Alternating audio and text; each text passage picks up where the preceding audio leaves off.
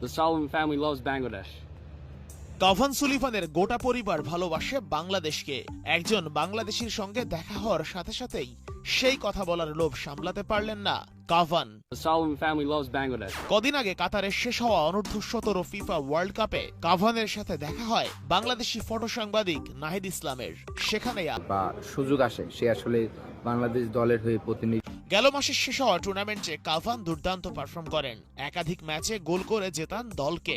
Football নিয়ে Cavan সুলিভানের চিন্তা ভাবনা যে অনেক বড় সেটা তার কথাতেই বোঝা যায়। তাকে আরেকটি প্রশ্ন করি যে আসলে কাতার ফুটবলের সাথে যদি তাকে কখনো যুক্ত করা যায়, সে আসলে খেলতে আগ্রহী কি না, বা কোনো ক্লাবে তাকে যদি নেওয়া হয়, সরাসরি আমার প্রশ্নের উত্তরে না বলে। কাভান তার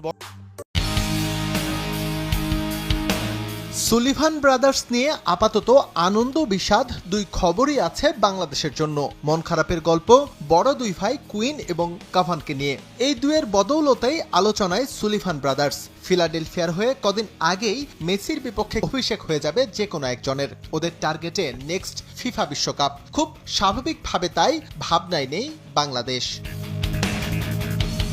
সুলিভান ব্রাদার্স নিয়ে সুখবর হলো মার্কিন যুক্তরাষ্ট্রের ফিলাডেলফিয়া একাডেমিতে বেড়ে ওঠা দুই চমজ রোনান এবং ডেকলান লাল সবুজ জার্সি গায়ে চাপাতে রাজি হয়েছেন। তাদের আগ্রহের খবর শুনে অফিসিয়ালি যোগাযোগ করেছে ফুটবল ফেডারেশন। কথাবার্তা মিলে যাওয়ায় শুরু হয়ে গেছে দেশে আনার প্রক্রিয়াও। দুই ভাই কিন্তু এখন MLS টপ লিগে খেলছে, একদম টপ টিমেও খেলছে, and they are performing, and there is a very good chance হবে সত্যি কথা, এবং প্রফেশনাল হবে না জিনিসটা।